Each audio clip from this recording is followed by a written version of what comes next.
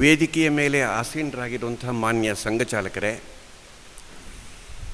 ಉಪಸ್ಥಿತ ಎಲ್ಲ ಸಂಘ ಪರಿವಾರದ ಬಂಧುಗಳೇ, ಇವತ್ತಿಂದ ನಡೆದಿರುವಂಥ 3 ದಿನಗಳ ಈ ಉಪನ್ಯಾಸ ಮಾಲೆಯಲ್ಲಿ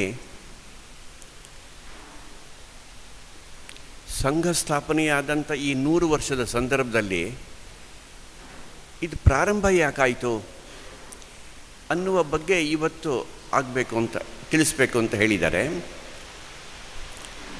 100 ವರ್ಷಗಳು ಅಂತ ಅಂದರೆ 5 ಪೀಳಿಗೆಗಳು ಅಂತ ಅರ್ಥ. 20 ವರ್ಷಕ್ಕೊಂದು ಪೀಳಿಗೆ ಬದಲಾಗುತ್ತೆ. 1925ರಿಂದ 45ರವರೆಗೆ ಒಂದು ಪೀಳಿಗೆ. ಆಗಲೇ ಶಾಖೆಗೆ ಬಂದಂಥವರು ಒಂದು 2-3 ಜನ ಇದ್ದಾರೆ. ವರಿಷ್ಠ ಪ್ರಚಾರಕರಾಗಿರುವಂಥ ರಾಮಣ್ಣವರು, ನಮ್ಮ ಇದೇ ವಿಕ್ರಮ್ ಶಾಖೆಯ ಶ್ರೀಕಂಠಯ್ಯನವರು, ಈ ಥರದವರು 40ರ ದಶಕದಲ್ಲೇ ಶಾಖೆಗೆ ಬರಲಿಕ್ಕೆ ಪ್ರಾರಂಭ ಆದರು. ಆ ಸಮಯದಲ್ಲಿ ನಾನು ಹುಟ್ಟೇ ಇರಲಿಲ್ಲ. 45ರಿಂದ 65ರವರೆಗೆ 2ನೇ ಪೀಳಿಗೆ ಅಂತ ಹೇಳ್ತಾರೆ ಸಂಘದ ದೃಷ್ಟಿಯಿಂದ. ನಾನು 62ರಲ್ಲಿ ಸ್ವಯಂ ಸೇವಕ ಆದೆ. ಹಾಗೆ ತಗೊಳ್ತಾ ಹೋದರೆ 2005ರಿಂದ 2025ರವರೆಗೆ ಇರೋದನ್ನು 5ನೇ ಪೀಳಿಗೆ ಅಂತ ಅಂದ್ಕೊಳ್ಬೋದು. ಇಲ್ಲಿ ಕೂತಿರೋರಲ್ಲಿ ಶಿಶುಗಳು ಇದ್ದಾರೆ, ಬಾಲಕರು ಇದ್ದಾರೆ, ಅತ್ಯಂತ ಹಿರಿಯರು ಇದ್ದಾರೆ. 4-5 ಪೀಳಿಗೆಯವರು ನಾವಿಲ್ಲಿದ್ದೀವಿ.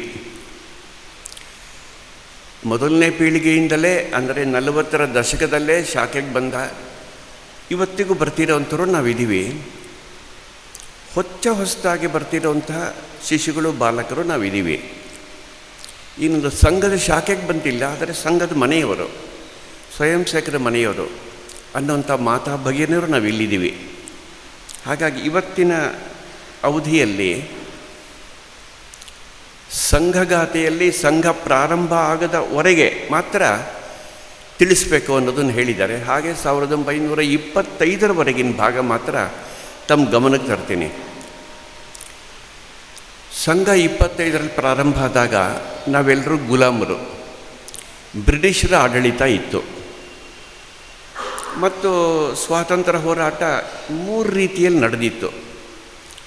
ಒಂದು ಗುಂಪು ಬ್ರಿಟಿಷರ ಹತ್ರ ವಿನಂತಿ ಮಾಡುವುದು, ನಮಗೆ ದಯವಿಟ್ಟು ನೀವು ವಾಪಸ್ಸು ಇಂಗ್ಲೆಂಡಿಗೆ ಹೋಗಿ ನಮಗೆ ಸ್ವಾತಂತ್ರ್ಯ ಕೊಡಿ ಅಂತ ಹೇಳುವಂಥ ಒಂದು ಗುಂಪು. ಸ್ವಲ್ಪ ದೊಡ್ಡ ಗುಂಪು ಅಂತ ನಾನು ಅಂದ್ಕೊಳ್ತೀನಿ ಅದನ್ನು. ಇನ್ನೊಂದು, ಸ್ವಾತಂತ್ರ್ಯ ಯಾವ ರೀತಿಯಲ್ಲಿ ಆದರೂ ಆಗಲಿ, ನಮಗೆ ಒಟ್ಟಾರೆ ಸ್ವಾತಂತ್ರ್ಯ ಬರಬೇಕು, ನಮಗೆ ಸ್ವಾತಂತ್ರ್ಯ ಬೇಕು, ಆದರೆ ನಾವೇನು ಮಾಡುವುದಿಲ್ಲ ಅನ್ನೋಂಥ ಇನ್ನೊಂದು ಗುಂಪು. ಮತ್ತೊಂದು ಗುಂಪು, ಯಾವುದೇ ಮಾರ್ಗದಿಂದ ಆದರೂ ಪರವಾಗಿಲ್ಲ, ಸ್ವಾತಂತ್ರ್ಯ ಸಿಗಬೇಕು, ಅದು ಹಿಂಸಾತ್ಮಕ ಆಗಬೇಕು ಅಂತ ಆದರೂ ಪರವಾಗಿಲ್ಲ, ಅಹಿಂಸಾತ್ಮಕ ಆದರೂ ಪರವಾಗಿಲ್ಲ, ಆದರೆ ಕಿತ್ತೊಗೆಯಬೇಕು ಅವರನ್ನು, ನಾವು ಬೇಡಬಾರದು ಅನ್ನೋಂಥ ಇನ್ನೊಂದು ಗುಂಪು. ಈ ರೀತಿ 3 ರೀತಿಯ ಗುಂಪುಗಳು ನಮ್ಮ ದೇಶದಲ್ಲಿತ್ತು. ಸಂಘ ಪ್ರಾರಂಭ ಮಾಡಿದಂತಹ ಡಾಕ್ಟರ್ ಹೆಡ್ಗೇವಾರ್, ಅವರ ಹೆಸರು ಕೇಶವ ಅಂತ, ಕೇಶವ ಬಲಿರಾಮ್ ಪಂತ್ ಹೆಡ್ಗೇವಾರ್ ಅಂತ ಕರೀತಾರೆ. ಅವರ ಮೂಲ, ಅವರ ತಂದೆ ತಾಯಿಗಳು ಆಂಧ್ರ ಪ್ರದೇಶದವರು. ಕುಂದಕುರ್ತಿ ಅನ್ನುವ ಗ್ರಾಮದಲ್ಲಿದ್ದವರು ತುಂಬ ಸಂಪ್ರದಾಯಸ್ಥ ಬ್ರಾಹ್ಮಣರು. ಮಧ್ಯದಲ್ಲಿ ಅವರು ನಾಗಪುರಕ್ಕೆ ಬಂದರು. ನಮ್ಮ ಸಂಘ ಸ್ಥಾಪಕ ಡಾಕ್ಟರ್ ಜಿಯವರು ನಾಗ್ಪುರದಲ್ಲಿ ಜನ್ಮ ತಾಳಿದ್ರು 1989ರಲ್ಲಿ. ಜನರ ಬಗ್ಗೆನೂ ನಮಗೆ ಗೊತ್ತಿದೆ. ಕೆಲವರಿಗೆ ದೇಶಭಕ್ತಿಯನ್ನು, ಶಿಸ್ತನ್ನು, ಸಂಘಟನೆಯನ್ನು, ಒಗ್ಗಟ್ಟು ಏನು ಅನ್ನೋದನ್ನು ಕಲಿಸ್ಬೇಕಾಗತ್ತೆ, ಹೇಳಬೇಕಾಗತ್ತೆ. ಆದರೆ ಯಾರು ಸಂಘ ಪ್ರಾರಂಭ ಅಂತ ಡಾಕ್ಟರ್ ಜಿಯವರಿಗೆ, ಅವರು ಜನ್ಮಜಾತ ದೇಶಭಕ್ತರು ಅಂತ ಕರೀತಾರೆ. ಯಾಕೆಂದರೆ ಅವರಿಗೆ ಯಾರೋ ದೇಶಭಕ್ತಿಯನ್ನು ಕಲಿಸ್ಲಿಲ್ಲ. ಎರಡನೇದು, ಅವ್ರನ್ನ ದ್ರಷ್ಟಾರ ಅಂತ ಕರೀತಾರೆ. ದ್ರಷ್ಟಾರ ಅಂದರೆ ಇನ್ನು ಮುಂದಿನ ಒಂದು 100 ವರ್ಷದಲ್ಲಿ 200 ವರ್ಷದಲ್ಲಿ ನಮ್ಮ ದೇಶ ಏನಾಗಬೇಕು ಅಂತ ಯೋಚನೆ ಮಾಡುವ ದೂರದೃಷ್ಟಿ ಇಟ್ಕೊಂಡು ಜೀವನ ಸಾಗಿಸುವಂಥ ಒಬ್ಬ ದ್ರಷ್ಟಾರರವರು. ಈ ರೀತಿಯ ಸದ್ಗುಣಗಳವರಲ್ಲಿ ತುಂಬಿತ್ತು. ಇನ್ನೂ ಅವರು 3ನೇ ಕ್ಲಾಸು, ಅಂದರೆ ಅವರಿಗೆ 8 ವರ್ಷ. ವಿಕ್ಟೋರಿಯಾ ರಾಣಿಗೆ 60 ವರ್ಷ ಆಗಿದೆ ಅಂತ ದೇಶದ ಎಲ್ಲ ಶಾಲೆಗಳಲ್ಲಿ ಬ್ರಿಟಿಷರು ಲಾಡು ಹಂಚಿದ್ರು. ನಾನು ಆಗಲೇ ಹೇಳಿದ ಹಾಗೆ ಕೇಶವನಿಗೆ ಇನ್ನೂ 8 ವರ್ಷ. ಅವನು ಲಾಡು ತಿನ್ನಲಿಲ್ಲ. ಅವನ ಕೈಯಲ್ಲಿ ಇಟ್ಕೊಂಡು ಬಂದು ಮನೆಯಲ್ಲಿ ಕಸದ ಬುಟ್ಟಿಗೆ ಅದನ್ನು ಎಸ್ದ. ಅವರು ಚಿಕ್ಕಪ್ಪ ಇವನು ಸ್ವಲ್ಪ ಅಸಮಾಧಾನದಲ್ಲಿದ್ದಿದ್ದು ನೋಡಿ, ಕೇಶವ ನಿಂಗೆ ಲಾಡು ಸಿಗಲಿಲ್ವಾ ಅಂತ ಕೇಳಿದ್ರು. ಅದಕ್ಕೆ ಈ ಹುಡುಗ 3ನೇ ಕ್ಲಾಸಿನ ಹುಡುಗ ಹೇಳಿದ್ದೇನೆಂದರೆ, ನಮ್ಮ ಭೋನ್ಸ್ಲೆ ಮಹಾರಾಜರನ್ನ ಸೋಲಿಸಿ ಭಗವದ್ಗೀತೆ ತೆಗೆದು ಯೂನಿಯನ್ ಹಾಕಿರೋಂಥ ಆ ರಾಣಿ 60 ವರ್ಷ ಆಯಿತು ಅಂತ ನಾವೇ ತಿನ್ನಬೇಕು, ನಾ ತಿನ್ನೋದಿಲ್ಲ ಅಂತ ಹೇಳಿದ. ಆಗ ಇನ್ನು ಕೇಶವನಿಗೆ 3ನೇ ಕ್ಲಾಸು, 8 ವರ್ಷ ಅವನಿಗೆ. ಅದರಿಂದನೇ ಆತನಿಗೆ ಜನ್ಮಜಾತ ದೇಶಭಕ್ತ ಅಂತ ಕರೀತಾರೆ. ಶಾಲೆಯಲ್ಲಿ ಇನ್ಸ್ಪೆಕ್ಟ್ರ್ ಬರ್ತಾರೆ. ಇವರು ಇನ್ನು ಹೈಸ್ಕೂಲ್ ವಿದ್ಯಾರ್ಥಿ. ಇನ್ಸ್ಪೆಕ್ಟ್ರ್ ಬರ್ತಾರೆ, ಪರಿಶೀಲನೆ ಮಾಡ್ತಾರೆ ಅಂತ ಗೊತ್ತಾದ ತಕ್ಷಣ ಶಾಲೆಯ ಅಧ್ಯಾಪಕರು ಅದಕ್ಕೆ ಸಿದ್ಧತೆ ಮಾಡಿದರು. ಈ ಕಡೆ ಈ ಕೇಶವನು ಸಿದ್ಧತೆ ಮಾಡಿದ್ದ. ಏನು ಅಂದರೆ ಒಂದೇ ಮಾತರಂ ಎಲ್ಲರೂ ಹೇಳಬೇಕು ಅವರು ಬಂದಾಗ ಅಂತ. ಯಾಕೆ ಒಂದೇ ಮಾತರಂ ಅಂದರೆ ತಾಯೇ ನಮಸ್ಕಾರ ಅಂತ ಅದರ ಅರ್ಥ. ಭಾರತ ಮಾತೆಗೆ ನಮಸ್ಕಾರ ಮಾಡೋದಕ್ಕೆ ಒಂದೇ ಮಾತರಂ. ಅದರದ್ದೇ ಭಾಗ ಭಾರತ್ ಮಾತಾ ಕಿ ಜೈ. ಆದರೆ ಒಂದೇ ಮಾತರಂ ಹೇಳಿದ್ರೆ 25 ಚಡಿ ಇಟ್ಕೊಡ್ತೀವಿ ಅನ್ನೋ ಒಂದು ಕಾನೂನು ತಂದಿದ್ರು. ಅದು ಯಾರೂ ಹೇಳುವ ಹಾಗಿಲ್ಲ. ಕೇಶವ ಗುಟ್ಟಾಗಿ ತನ್ನ ಶಾಲೆಯಲ್ಲಿದ್ದಂಥ ವಿದ್ಯಾರ್ಥಿಗಳಿಗೆ ಇನ್ಸ್ಪೆಕ್ಟ್ರ್ ಬಂದ ಕೂಡಲೇ ಎಲ್ಲರೂ ಕೈ ಮೇಲೆ ಎತ್ತಿ ಒಂದೇ ಮಾತರಂ ಅಂತ ಹೇಳಬೇಕು ಅಂತ ಕಲಿಸ್ಕೊಟ್ಟಿದ್ದ. ಇನ್ಸ್ಪೆಕ್ಟ್ರು, ಹೆಡ್ ಮಾಸ್ಟ್ರು ತರಗತಿ ಒಳಗೆ ಬಂದರು. ಶಾಲೆಯಲ್ಲಿದ್ದ ಅಷ್ಟೂ ವಿದ್ಯಾರ್ಥಿಗಳು ಒಂದೇ ಮಾತರಂ ಘೋಷಣೆ ಹಾಕಿದ್ರು. ಇನ್ಸ್ಪೆಕ್ಟ್ರು ಕಿವಿ ಮುಚ್ಕೊಂಡು ತರಗತಿಯಿಂದ ಹೊರಗೆ ಓಡಿದ್ರು.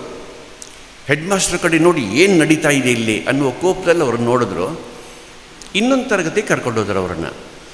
ಆ ತರಗತಿಯಲ್ಲೂ ಎಲ್ಲ ಹುಡುಗರು ಒಟ್ಟಿಗೆ ನಿಂತ್ಕೊಂಡು ಒಂದೇ ಮಾತರಂ ಘೋಷಣೆ ಹಾಕಿದ್ರು. ಅವರು ಮತ್ತೆ ಹೋಗುವಂಥ ಸಾಹಸ ಮಾಡಲಿಲ್ಲ. ಇನ್ಸ್ಪೆಕ್ಟ್ರಿಗೆ ಹೇಳಿದ್ರು, ಯಾರು ಇದನ್ನು ಮಾಡಿರೋ ಅವ್ರನ್ನ ಶಾಲೆಯಿಂದ ಹೊರಗೆ ಹಾಕಿ ಅಂತ. ಹೆಡ್ ಮಾಸ್ಟ್ರು ಆ ಹುಡುಗರಿಗೆಲ್ಲ ಕೇಳಿದ್ರು, ನಿಮ್ಗೆ ಇದನ್ನು ಕಲಿಸಿದವ್ರು ಯಾರು, ಹೇಳಿಕೊಟ್ಟವ್ರು ಯಾರು ಅಂತ. ಯಾರೂ ಬೈಬಿಡಲಿಲ್ಲ. ಆ 2 ತರಗತಿಯಲ್ಲಿದ್ದಂಥ ಅಷ್ಟೂ ವಿದ್ಯಾರ್ಥಿಗಳನ್ನು ಶಾಲೆಯಿಂದ ಹೊರಗೆ ಹಾಕಿದ್ರು.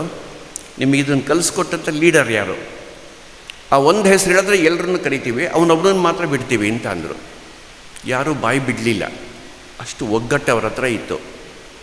ಆ ಹುಡುಗರು ಪ್ರತಿನಿತ್ಯ ಈ ಶಾಲೆಗೆ ಹೋಗೋ ಹಾಗಿಲ್ಲ, ನಾಗ್ಪುರದ ಬೀದಿಗಳಲ್ಲಿ ಒಂದೇ ಮಾತರಂ ಹೇಳ್ತಾ ಮೆರವಣಿಗೆ ತೆಗಿಲಿಕ್ಕೆ ಶುರು ಮಾಡಿದ್ರು. ಒಂದು 80 ಜನರು 120 ಜನರು ವಿದ್ಯಾರ್ಥಿಗಳು ಅವರು ಒಂದೇ ಮಾತರಂ ಘೋಷಣೆ ಹೇಳ್ತಾ ಶಾಲೆಗಂತೂ ಸೇರಿಸೋ ಹಾಗಿಲ್ಲ, ನಗರದಲ್ಲಿ ಮೆರವಣಿಗೆ ತೆಗಿತಾರೆ. ಎಷ್ಟೋ ಸಮಯ ಆಯಿತು, ಪ್ರಾಯಶಃ ತುಂಬ ದೀರ್ಘಕಾಲ ಆಯಿತು. ಆಗ ಕೇಶವನಿಗೆ ಅನ್ನಿಸ್ತು, ನನ್ನಿಂದ ಈ ಮಕ್ಕಳೆಲ್ಲ ಯಾಕೆ ತೊಂದರೆ ಆಗಬೇಕು. ಅದಕ್ಕೆ ಅವನು ಶಾಲೆಗೆ ಹೋಗಿ ಹೇಳಿದ, ಒಂದರೇ ಮಾತರಂ ಹೇಳಬೇಕು ಅಂತ ಕಲಿಸಿದ್ದು ನಾನೇ, ನಿಮ್ಮಂಥ ಗುಲಾಮಿ ಶಾಲೆಯಲ್ಲಿ ನಾನು ಓದುವುದಿಲ್ಲ ಅಂತ ಅವನು ತಾನಾಗಿ ಆ ಶಾಲೆ ಬಿಟ್ಟು ಹೋದ. ಉಳಿದವರೆಲ್ಲರಿಗೂ ಶಾಲೆ ಒಳಗೆ ಸೇರಿಸಿ ಪರೀಕ್ಷೆಗೆ ಸೇರ್ಲಿಕ್ಕೆ ಅನುಮತಿ ಮಾಡಿದ್ರು. ಅವನಿನ್ನು ಹೈಸ್ಕೂಲ್ ವಿದ್ಯಾರ್ಥಿ ಆದಾಗ ಅವನ ಮನಸ್ಸಿನಲ್ಲಿ ಸಂಪೂರ್ಣ ಸ್ವಾತಂತ್ರ್ಯ ಸಿಗಬೇಕು ಅನ್ನೋಂಥ ಒಂದು ಉತ್ಕಟವಾದ ಇಚ್ಛೆ, ಅದಕ್ಕೆ ಅವನ ಪ್ರಯತ್ನ ನಡೆದಿತ್ತು. ಹೀಗೆ ಬಾಲಕನಾಗಿದ್ದಾಗಲೇ 2 ಘಟನೆಗಳು ತೋರಿಸುತ್ತೆ, ಅವನೊಬ್ಬ ಜನ್ಮಜಾತ ದೇಶಭಕ್ತ ಮಾತ್ರ ಅಲ್ಲ, ಅವನೊಬ್ಬ ಸಂಘಟಕ. ಜನರನ್ನೆಲ್ಲ ಒಟ್ಟು ಮಾಡುವಂಥ ಕಲೆನೂ ಅವನಿಗೆ ಗೊತ್ತು ಅನ್ನೋದನ್ನು ಅವನು ಸಾಬೀತುಪಡಿಸ್ದ. ಅಲ್ಲಿಂದ ಅವನು ಯಮತಮಾಳ ಅನ್ನೋವಂಥ ಊರಿಗೆ ಹೋಗಿ ಅಲ್ಲಿ ವಿದ್ಯಾಭ್ಯಾಸ ಶುರು ಮಾಡಿಕೊಂಡ. ಆಯಿತು, ಹೈಸ್ಕೂಲ್ ಶಿಕ್ಷಣ ಮುಗೀತು, ಇನ್ನೊಂದು ತರಗತಿಗೆ ಹೋಗಬೇಕು. ಅವನು ಉದ್ದೇಶಪೂರ್ವಕವಾಗಿ ಕಲ್ಕತ್ತಾ ಹೋದ. ನಾಗ್ಪುರದಲ್ಲಿ, ಮುಂಬೈನಲ್ಲಿ ಮೆಡಿಕಲ್ ಕಾಲೇಜುಗಳಿತ್ತು. ಆದರೆ ಇವನು ಡಾಕ್ಟರ್ ಆಗಲಿಕ್ಕೋಸ್ಕರ ಆರಿಸ್ಕೊಂಡಂಥ ಊರು ಕಲ್ಕತ್ತಾ. ಕಲ್ಕತ್ತಾ ಯಾಕೆ ಆರಿಸ್ಕೊಂಡ ಅಂದರೆ ಇಡೀ ದೇಶದ ಕ್ರಾಂತಿಕಾರಿಗಳ ಒಂದು ಕೇಂದ್ರ ಬಿಂದು ಅದು. ದೇಶದಲ್ಲಿದ್ದ ಅಷ್ಟೂ ಕ್ರಾಂತಿಕಾರಿಗಳಿಗೆ ತಯಾರು ಮಾಡುವ ಕೇಂದ್ರ ಆಗಿತ್ತು. ಇವನು ಮೆಡಿಕಲ್ ಓದೋದ್ರ ಜೊತೆಯಲ್ಲೇ ಕ್ರಾಂತಿಕಾರನೂ ಆಗಬೇಕು ಅಂತ ಕೇಶವ ಹೋದ. ವೈದ್ಯಕೀಯ ಪದವಿ ಕಲಿತಾ ಇದ್ದಾನೆ. ಅದ್ರ ಜೊತೆಯಲ್ಲೇ ಅವನು ಎಂತಹ ಕ್ರಾಂತಿಕಾರ ಆದ ಅಂದರೆ,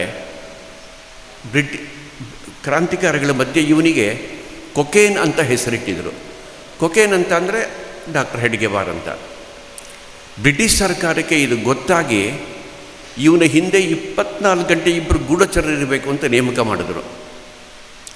ಕೇಶವನಿಗೂ ಗೊತ್ತಾಯಿತು, ನನ್ನ ಹಿಂದೆ ಗುಪ್ತಚರರಿದ್ದಾರೆ, ಬ್ರಿಟಿಷ್ ಸರ್ಕಾರಕ್ಕೆ ನಾ ಏನು ಮಾಡ್ತೀನೋ ಅವ್ರು ತಿಳಿಸ್ತಾರೆ ಅಂತ.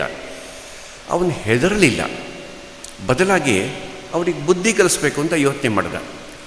ಒಂದಿನ ಅವನೇನು ಮಾಡ್ದ, ತಾನಿದ್ದ ರೂಮಲ್ಲಿ ಒಂದು 30 ಚಪಾತಿಯನ್ನು ತಯಾರು ಮಾಡಿ ಅದನ್ನು ಬಟ್ಟೆಯಲ್ಲಿ ಗಂಟು ಕಡ್ದ.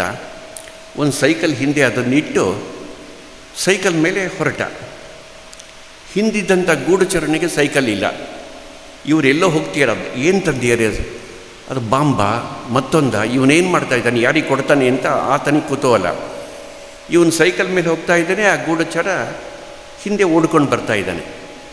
ಇಡೀ ಕಲ್ಕತ್ತಾದಲ್ಲಿ ತುಂಬ ಸುತ್ತಾಡಿ ಅವನು ಸುಸ್ತಾದ ಮೇಲೆ ಸೈಕಲನ್ನು ಕೆಳಗಿಟ್ಟು ಒಂದು ಬೆಟ್ಟ ಹತ್ತದ ಇವನು ಕೇಶವ. ಆ ಗೂಢಚರನು ಬೆಟ್ಟ ಹತ್ತು ಮೇಲೆ ಬಂದ. ಇವನು ಅಲ್ಲಿ ಕೂತ್ಕೊಂಡು ಅದನ್ನು ಬಿಚ್ಚಿ ನೀರನ್ನು ಇಟ್ಕೊಂಡು 30 ಚಪಾತಿಯನ್ನು ತಿಂದ, ನೀರು ಕುಡ್ದ. ಮತ್ತು ಬಂದು ಸೈಕಲಲ್ಲಿ ವಾಪಸ್ ಬಂದು ರೂಮ್ನಲ್ಲಿ ಮಲಗ್ದ. ಅಂದರೆ ಗೂಢಚರರು ಅವನ ಹಿಂದೆ ಇದ್ದಾರೆ, ಗುಪ್ತಚರರ ಹಿಂದೆಯಿಂದ ಅಂದಾಗಲೂ ಅವನು ಹೆದರಲಿಲ್ಲ. ಬದಲಾಗಿ ಈ ಥರ ಹಾಸ್ಯದ ರೀತಿಯಲ್ಲಿ ಆತನಿಗೂ ಬುದ್ಧಿ ಕಲಿಸ್ದ.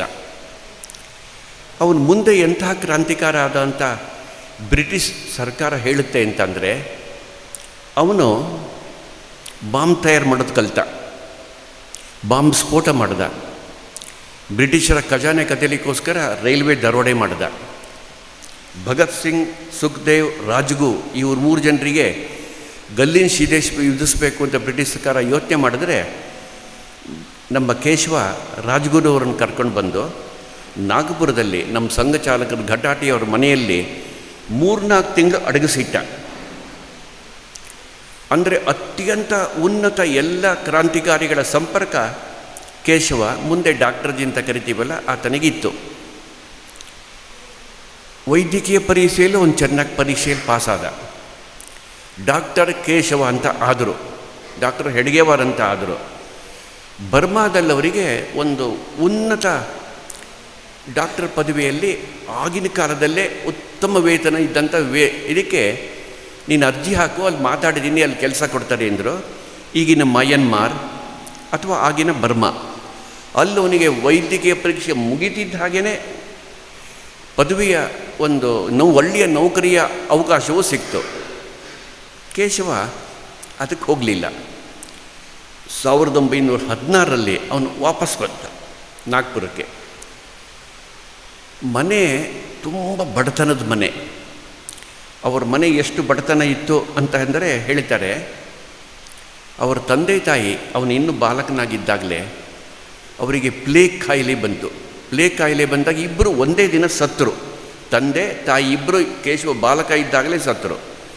ಒಂದೇ ಚಟ್ಟದ ಮೇಲೆ ತಂದೆ ತಾಯಿನ ಮಲಗಿಸಿ ಸ್ಮಶಾನಕ್ಕೆ ತಗೊಂಡೋಗಿ ಅಂತ್ಯಕ್ರಿಯೆ ಮಾಡುವಂಥ ಒಂದು ದುರ್ಭಾಗ್ಯ ಕೇಶವನ ಪಾಲಿಗೆ ಬಂದಿತ್ತು. ಮನೆಯಲ್ಲಿ ಹಣ ಇಲ್ಲ ಅಂದರೆ ಎಷ್ಟು ಕಷ್ಟ ಅಂದರೆ, ಅವರ ಅತ್ತಿಗೆ ಇದ್ದರು. ಡಾಕ್ಟರ್ಜಿಗೆ ಯಾರೋ ಸ್ನೇಹಿತರು ಒಂದಿಬ್ಬರು ಬಂದರು. ಕೂಡಲೇ ಅವರನ್ನು ಕೂರಿಸಿ ಒಳಗೆ ಹೋಗಿ ಅತ್ತಿಗೆ ಇಬ್ಬರು ಬಂದಿದ್ದಾರೆ, 2 ಕಪ್ ಚಹಾ ಮಾಡಿಕೊಡಿ ಅಂತ ಹೇಳಿ ಒಳಗೆ ಬಂದ. ಎಷ್ಟೊತ್ತಾದರೂ ಅತ್ತಿಗೆ ಚಹಾ ಮಾಡಿಕೊಡ್ಲಿಲ್ಲ.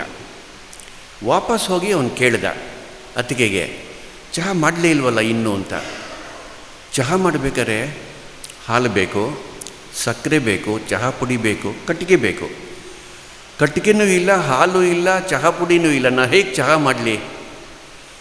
ಕೂಡಲೇ ಕೇಶವ ಹಿಂದಿನ ಬಾಗಿಲಿಂದ ಹೊರಗೆ ಹೋಗಿ ಹತ್ತಿರದಲ್ಲಿದ್ದಂಥ ಸ್ನೇಹಿತರ ಮನೆಯಿಂದ ಅದನ್ನು ತಂದು ಊಟ ಕೂತ್ಕೊಳ್ಳೋಂಥ ಮಣೆ ಇದೆಯಲ್ಲ, ಅದನ್ನು ತುಂಡು ಮಾಡಿ ಕಟ್ಟಿಗೆ ಮಾಡಿ ಅದರಲ್ಲಿ ಚಹಾ ಮಾಡಿ ಬಂದಂಥ ಇಬ್ಬರು ಅತಿಥಿಗಳಿಗೆ ಚಹಾನ ಕೊಡ್ತಾರೆ.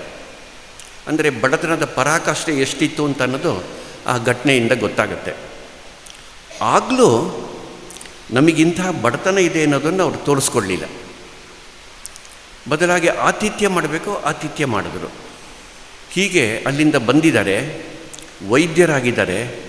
ಇವತ್ತಿನ ಕಾಲದಲ್ಲೇ ಲಕ್ಷಾಂತರ ರೂಪಾಯಿ ಸಂಪಾದನೆ ಮಾಡುವಂಥ ಅವಕಾಶ ಇದೆ, ಅದನ್ನು ಬಿಟ್ಟರು. ಅವತ್ತಿನ ಕಾಲದಲ್ಲಿ ಡಾಕ್ಟರ್ ಆಗೋದು ಬಹಳ ಅಪರೂಪ. ತುಂಬ ಜನ ಡಾಕ್ಟರ್ ಜಿಯವರ ಚಿಕ್ಕಪ್ಪನಿಗೆ ತಮ್ಮ ಮಗಳ ಜಾತಕವನ್ನು ಕಳಿಸ್ಕೊಟ್ಟು ನಮ್ಮ ಮಗಳನ್ನು ಇವರಿಗೆ ಮದುವೆ ಮಾಡಿಕೊಡ್ಬೇಕು ಅಂತಿದ್ದೀವಿ ಅನ್ನೋದನ್ನು ಪ್ರಯತ್ನ ಪಟ್ಟರು. ಡಾಕ್ಟರ್ ಜಿ ಒಂದು ಸರಿ ತಮ್ಮ ಚಿಕ್ಕಪ್ಪನಿಗೆ ಹೇಳಿದರು, ನನ್ನ ಜೀವನದಿಂದ ಇನ್ನೊಂದು ಹೆಣ್ಣು ಮಗಳ ಜೀವನ ಹಾಳಾಗಬಾರ್ದು, ನಾನು ಈ ಜನ್ಮದಲ್ಲಿ ಮದುವೆ ಆಗೋದಿಲ್ಲ. ಹಾಗೆ ಹೇಳಿ ಅವಿವಾಹಿತರಾಗಿಯೇ ಉಳಿದ್ರವರು. ಬದುಕಿದ್ದೇ ಅವರು 51 ವರ್ಷ. 36ನೇ ಇಸ್ವಿಯಲ್ಲಿ ಸಂಘ ಪ್ರಾರಂಭ ಮಾಡಿದ್ದು. ಸಂಘ ಪ್ರಾರಂಭ ಮಾಡಿದ್ಮೇಲೆ ಅವರು ಬದುಕಿದ್ದೇ 15 ವರ್ಷ. ಹೀಗೆ ತೀವ್ರವಾದ ಬಡತನ ಇದೆ, ಮದುವೆ ಆಗಲಿಲ್ಲ, ಉನ್ನತವಾದಂಥ ವೈದ್ಯಕೀಯ ಪದವಿಯನ್ನು ತಗೊಂಡಿದ್ದಾರೆ. ಇದೆಲ್ಲ ಇದ್ದಾಗಲೂ ಅವರು ಬದುಕಿದ್ದು, ನಡೆದಿದ್ದು, ಪ್ರಯತ್ನ ಮಾಡಿದ್ದೆಲ್ಲವೂ ನಮ್ಮ ದೇಶದ ಸ್ವಾತಂತ್ರ್ಯ ಪ್ರಾಪ್ತಿ ಸಂಪೂರ್ಣ ಪ್ರಮಾಣದಲ್ಲಿ ಸಿಗಬೇಕು ಅಂತ. ಅವರು ಏನೇನು ಮಾಡಿದ್ರು? ಚಿಕ್ಕನ್ನಲ್ಲೇ ದೇಶಭಕ್ತಿಯ ಒಂದು ಪ್ರಕಟಣೆಯನ್ನು ತೋರಿಸಿದರು. ಎಲ್ಲಿವರೆಗೆ ಅವರು ಮಾಡಿದರು ಅಂತ ಹೇಳ್ತೀನಿ. ಅವರು ಇನ್ನೂ ಹೈಸ್ಕೂಲ್ ವಿದ್ಯಾರ್ಥಿಯಾದಾಗ ಅಲ್ಲಿ ನಾಗ್ಪುರದಲ್ಲಿ ಒಂದು ಕೋಟೆ ಇದೆ, ಅದರ ಹೊರಗಡೆ ದೊಡ್ಡ ಕಂದಕ ಇದೆ. ಅದರಲ್ಲಿ ಯಾವಾಗಲೂ ನೀರು ತುಂಬಿರುತ್ತೆ. ಹಿಂದೆ ರಾಜರ ಕಾಲದಲ್ಲಿ ಅಲ್ಲಿ ಮೊಸಳೆಯನ್ನು ಬಿಟ್ಟಿರ್ತಿದ್ರು. ಈ ಕೇಶವನಿಗೆ ಅಲ್ಲಿ ಮೇಲಿದ್ದಂಥ ಆ ಯೂನಿಯನ್ ಜಾಕ್ ಧ್ವಜ ತೆಗೆದು ಮತ್ತೆ ಭಗವದ್ ಧ್ವಜ ಹಾಕಬೇಕು, ಅದು ಭೋನ್ಸ್ಲೆ ಮಹಾರಾಜರದ್ದು ಅಂತ ಇತ್ತು. ಬಾಲಕ ಇದ್ದಂಥ ಕೇಶವನೇ. ಅದಕ್ಕೆ ಅವನು ಆ ಕೋಟೆ ಈಚೆ ಬದಿ ಇದ್ದಂಥ ಅವನ ಹೊಸೆ ಮಾಸ್ಟರ್ ಅಂತ ಕರೀತಾರೆ, ಅಲ್ಲಿ ನಾವು ಓದ್ತೀವಿ ಅಂತ ಹೇಳಿ ಒಂದು 5 ಜನ ಹುಡುಗರನ್ನ ಕರ್ಕೊಂಡು ಅವ್ರ ಕೋಣೆ ಒಳಗೆ ಗುಂಡಿ ತೆಗಿಲಿಕ್ಕೆ ಶುರು ಮಾಡ್ದ. ಗುಂಡಿ ತೆಗೆದು ಆ ರಸ್ತೆ ದಾಟಿ ಆ ಕಂದಕ ಹೋದರೆ ಅದು ನೀರು ಬರುತ್ತೆ, ಅದು ಅವನಿಗೆ ಅರಿವಿಲ್ಲ. ಅಲ್ಲಿಂದ ಹೋಗಲಿಕ್ಕೂ ಆಗೋದಿಲ್ಲ, ಅಸಾಧ್ಯವಾದ್ದು. ಆದರೆ ಪ್ರಯತ್ನ ಶುರು ಮಾಡಿದ್ದ. ಹೊಸೆ ಮಾಸ್ಟ್ರಿಗೆ ಅನುಮಾನ ಬಂತು, ಈ ಹುಡುಗರು ಓದ್ತಿದ್ದಾರೋ ಇನ್ನೇನು ಮಾಡ್ತಿದ್ದಾರೆ ಅಂತ. ಹೋಗಿ ಆ ಕೋಣೆ ತೆಗೆದ್ರೆ ಇವರು ನೆಲ ಅಗೆದು ಹೊಂಡ ಮಾಡ್ತಾ ಇದ್ದಾರೆ. ಯಾಕೆ ಅಂತ ಕೇಳಿದ್ರೆ ಆ ಯೂನಿಯನ್ ಧ್ವಜ ಕಿತ್ತು ಹಾಕಬೇಕು, ಅಲ್ಲಿ ಭಗವದ್ ಧ್ವಜ ಹಾಕಬೇಕು ಅನ್ನೋಂಥ ತೀವ್ರತೆಯ ಬಾಲಕರ ತಂಡು. ಅವರು ಬೇಸರ ಮಾಡಲಿಲ್ಲ, ನೋವು ಅನುಭವಿಸ್ಲಿಲ್ಲ, ನನ್ನ ಮನೇಲಿ ಗುಂಡಿ ಆಯಿತು ಅಂತ. ಈ ಹುಡುಗರ ದೇಶಭಕ್ತಿಯನ್ನು ಅವ್ರು ಮೆಚ್ಕೊಂಡ್ರು. ಇದು ಅಸಾಧ್ಯ ಮತ್ತು ಅಸಹಜ ಅನ್ನೋದನ್ನು ಮನವರಿಕೆ ಮಾಡಿಕೊಟ್ರು. ಹೀಗೆ ಜೀವನದ ಉದ್ದಕ್ಕೂ ಬ್ರಿಟಿಷರ ಸ್ವಾತಂತ್ರ್ಯವನ್ನು ಕಿತ್ತಾಕಬೇಕು ಅನ್ನೋ ತೀವ್ರವಾದಂಥ ಭಾವನೆ, ಅವರನ್ನು ಬೇಡ್ಕೊಳ್ಳೋದಲ್ಲ, ಅವ್ರನ್ನ ಎಸೀಬೇಕು ಅನ್ನುವಂಥ ಮನೋಭಾವ, ಅದಕ್ಕೆ ಕ್ರಾಂತಿಕಾರಿಯಾದರು. ವಾಪಸ್ ಬಂದಿದ್ದಾರೆ, ಡಾಕ್ಟ್ರಾಗಿದ್ದಾರೆ. ಆದರೂ ಅವರು ಕ್ರಾಂತಿಕಾರಿ ಚಟುವಟಿಕೆ ಬಿಡಲಿಲ್ಲ. ಬದಲಾಗಿ ಕ್ರಾಂತಿಕಾರಿಗಳ ಸಂಘಟನೆಯಾದ ಅನುಶೀಲನಾ ಸಮಿತಿಯ ಕೇಂದ್ರ ಕಮಿಟಿಯಲ್ಲಿ ಡಾಕ್ಟರ್ ಜಿ ಇದ್ದರು. ಆದರೆ ಅದರೊಳಗೊಂದವರಿಗೆ ತುಂಬ ಇತಿಮಿತಿ ಕಾಣ್ತು. ಆ ಇತಿಮಿತಿ ಏನು ಅಂತ ಅಂದಾಗ, ಕ್ರಾಂತಿಕಾರಿಗಳು ಜೀವನವನ್ನೇ ಕೊಡ್ತಾರೆ, ನೇಣಿಗೆ ಭಾರತ್ ಮಾತಕ್ಕೆ ಜೈ ಅಂತ ಹೇಳಿದ್ದು ಜೀವನ ಮುಕ್ತಾಯ ಮಾಡಿಕೊಳ್ತಾರೆ, ಎಲ್ಲ ಥರದ ಅಪಾಯಗಳನ್ನು ಎದುರಿಸ್ತಾರೆ, ಜೀವವನ್ನೇ ಬಿಡ್ತಾರೆ. ಆದರೆ ಸಮಾಜ ಬದಲಾಗೋದಿಲ್ಲ. ಸಮಾಜ ಇವರಿಗೆ ಗಲ್ಲಿಗೆ ಹಾಕಿದಾಗ, ಇವರು ಸತ್ತೋದಾಗ, ಇವರು ಬಲಿದಾನ ಆದಾಗ ಅಯ್ಯೋ ಪಾಪ ಅಂತ ಒಂದು ದಿನ ಕೆಲವು ನಿಮಿಷ ಅಯ್ಯೋ ಪಾಪ ಅಂತ ಹೇಳಿ ತಮ್ಮ ಕೆಲಸ ತಾವು ಮಾಡ್ತಾರೆ. ಸಮಾಜ ಬದಲಾಗ್ತಾ ಇಲ್ಲ. ಡಾಕ್ಟರ್ ಜೆ ನಿಷ್ಕರ್ಷೆಗೆ ಬಂದರು, ಕ್ರಾಂತಿಕಾರಿಗಳು ಅತ್ಯಂತ ಉಗ್ರ ದೇಶಭಕ್ತರೆ, ಆದರೆ ಅವರ ಜೀವನದ ಬಲಿದಾನದಿಂದ ಸಮಾಜ ಬದಲಾಗ್ತಾ ಇಲ್ಲ. ಅದಕ್ಕೆ ಅದನ್ನು ಬಿಟ್ಟರು. ಮತ್ತೆ ಪ್ರಯತ್ನ ಶುರು ಮಾಡಿದ್ರು. ಪ್ರಯತ್ನ ಏನೇನು? ಮೊದಲನೇದು ಪತ್ರಿಕಾ ಸಂಪಾದಕರಾದರು. ಪತ್ರಿಕೆಯಲ್ಲಿ ಸ್ವಾತಂತ್ರ್ಯವನ್ನು ಮೆಚ್ಚಿಕೊಳ್ಳುವಂಥ ಲೇಖನಗಳು ಬರೀಲಿಕ್ಕೆ ಶುರು ಮಾಡಿದರು. ಲೋಕಮಾನ್ಯ ತಿಲಕರ ಆರಾಧ್ಯ ಭಕ್ತರಾದರು. ಪತ್ರಿಕಾ ಸಂಪಾದಕರಾದರು. ಆಮೇಲೆ ಪತ್ರಿಕೆ ನಡೆಸೋವಂಥ ಮಾಲೀಕರು ಆದರು. ಯಾವುದೋ ಯುವಕ ಸಂಘಟನೆ, ಯಾವುದೋ ಯುವಕ ಮಂಡಲ, ಯಾವುದೋ ಈ ಥರ ನನಗೆ ಒಂದು ಕಡೆ ಓದಿದ ಹಾಗೆ 10-15ಕ್ಕಿಂತ ಹೆಚ್ಚು ಸಂಸ್ಥೆಗಳನ್ನು ಡಾಕ್ಟರ್ ಜಿ ಶುರು ಮಾಡ್ತಾರೆ. ಅದರಿಗೆಲ್ಲ ಚಟುವಟಿಕೆ ಬೇರೆ ಇದ್ರೂ ಉದ್ದೇಶ ಸ್ವಾತಂತ್ರ್ಯ ಪ್ರಾಪ್ತಿಗಾಗಿ ಅಂತ. ಅದರ ಮೂಲಕ ಸಮಾಜದ ಜಾಗೃತಿ ಆಗಬೇಕು, ಇಡೀ ಸಮಾಜ ಬ್ರಿಟಿಷ್ ವಿರುದ್ಧ ಎದ್ದು ನಿಲ್ಲಬೇಕು ಅನ್ನುವಂಥ ಪ್ರಯತ್ನ. ಒಂದು ಕಡೆ ಕ್ರಾಂತಿಕಾರಿಯಾಗಿ ಮಾಡಿದಾಗ ಅವ್ರಿಗೆ ಇನ್ನೊಂದು ಜವಾಬ್ದಾರಿ ಇತ್ತು.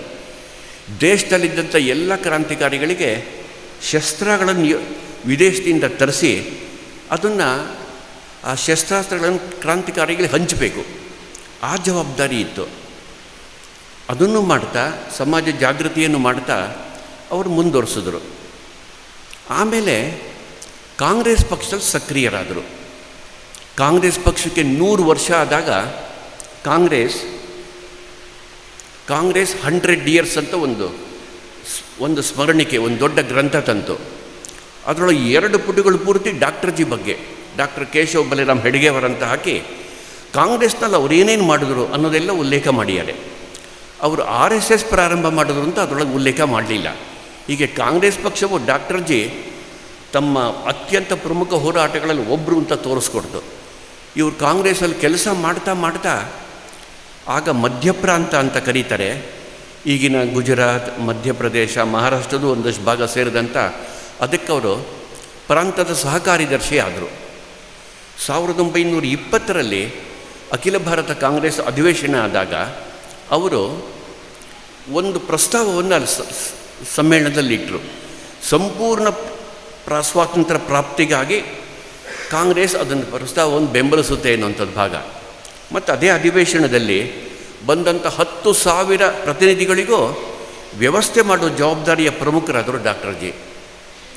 ಆದರೆ ಕಾಂಗ್ರೆಸ್ಸಿನ ಮೇಲಿನ ಕಮಿಟಿ ಈ ಪ್ರಸ್ತಾವವನ್ನು ತಿರಸ್ಕಾರ ಮಾಡಿತು. ಡಾಕ್ಟರ್ ಜಿಗೆ ಇದು ಸಹನೆ ಆಗಲಿಲ್ಲ.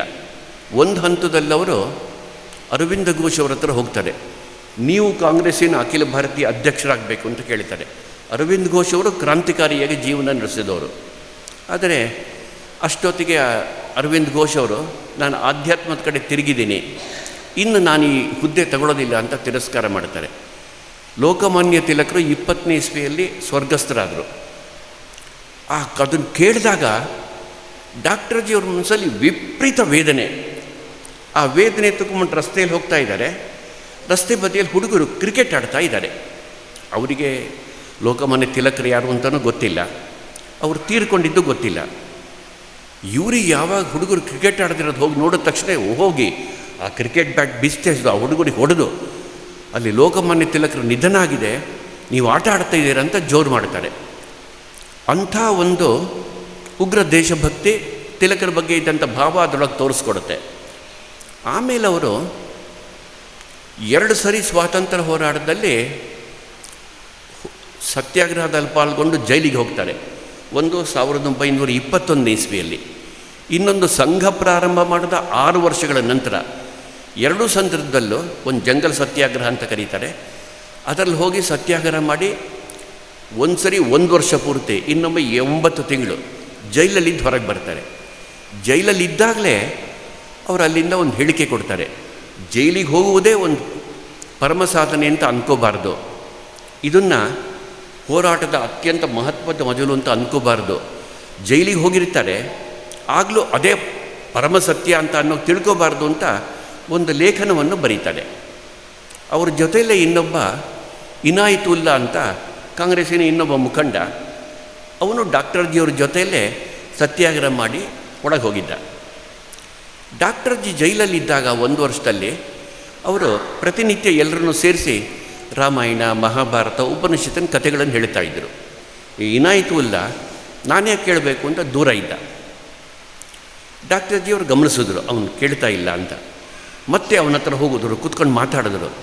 ನೋಡಪ್ಪ, ಈ ರಾಮಾಯಣ ಮಹಾಭಾರತ ಎಲ್ಲ ಇದ್ದಾಗ ನಮ್ಮ ದೇಶ ಚೆನ್ನಾಗಿತ್ತು, ನಮ್ಮ ದೇಶದ ಸಂಸ್ಕೃತಿ ಅದಿತ್ತು.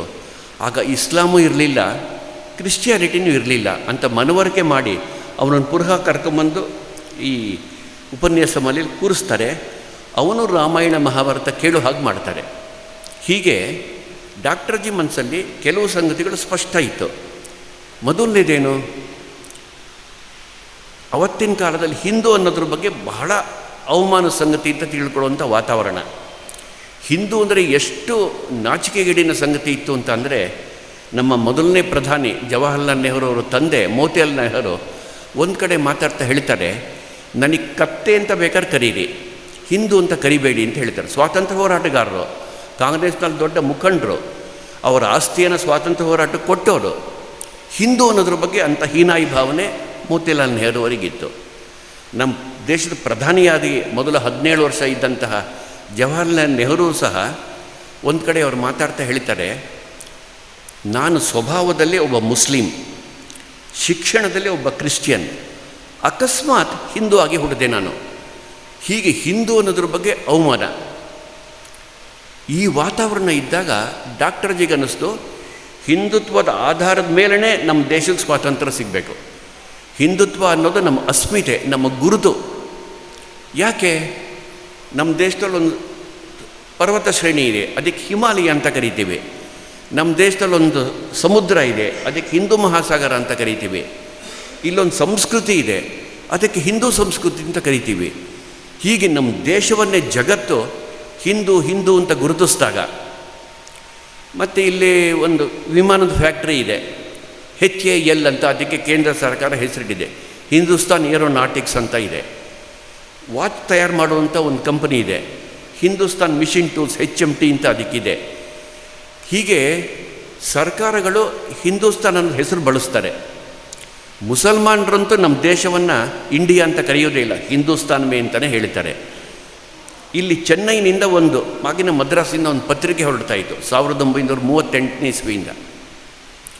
ಅದು ಸಹ ದ ಹಿಂದೂ ನ್ಯಾಷನಲ್ ಡೈರಿ ಅಂತ ಹಾಕಿದ್ರು.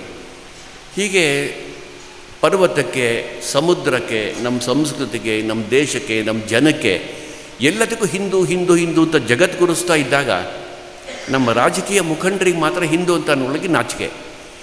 ಯಾಕೆ ಅಂದರೆ ಕಾಂಗ್ರೆಸ್ ಪಕ್ಷದಲ್ಲಿ ಮುಸ್ಲಿಂ ತುಷ್ಟೀಕರಣ ಶುರು ಆಗಿತ್ತು.